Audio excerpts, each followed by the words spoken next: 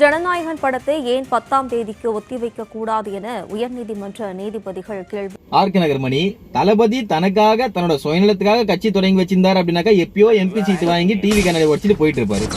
So அப்படி இல்லாம தமிழர்களுக்காக தன்னை ஒரு நடிகனாக தேர்ந்தெடுத்த தமிழர்களுக்கு நான் ஏதாச்சும் ஒண்ணு பண்ணணும் அடுத்த 35 வருஷத்துக்கு அப்படின்னு சொல்லிட்டு மனசாட்சியோட தமிழக வெற்றி கழகம் அப்படின்னு சொல்லி தமிழர்களுக்காக கட்சி தொடங்கி வச்ச தளபதி விஜய் அண்ணா அவர்களுக்கு எப்படி எல்லாம் தடங்கள் கொடுக்குறாங்க பாருங்களேன். கிட்டத்தட்ட பாத்தீங்கன்னாக்கா இந்த முதல்வன் படம் இருக்கு பாருங்க, அதுல வர முக்காவாசி சீன் ரியலாவே தளபதிக்கு நடந்துட்டு இருக்கு. தளபதி மாநாடு போட்டாலும் தடங்கள் கொடுக்குறீங்க, அவர் எதனா ஒரு சின்ன ஒரு பதிவு போட்டாலும் தடங்கள், எதனா ஒரு ஆர்ப்பாட்டம் போராட்டம் எது பண்ணாலும் தடங்கள்.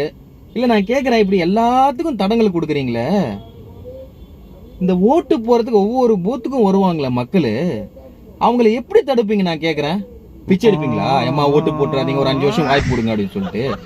இதெல்லாம் உண்மையா அந்த ஜெயலலிதா அம்மா சொன்னாங்க பாருங்க, இது விட கேவலமான ஒரு அரசியல் ஆட்சி எந்த உலகத்தில் இல்லை அப்படின்னாங்க. அது உண்மை. ஒன்று கச்சத்தீவு மீட்பு.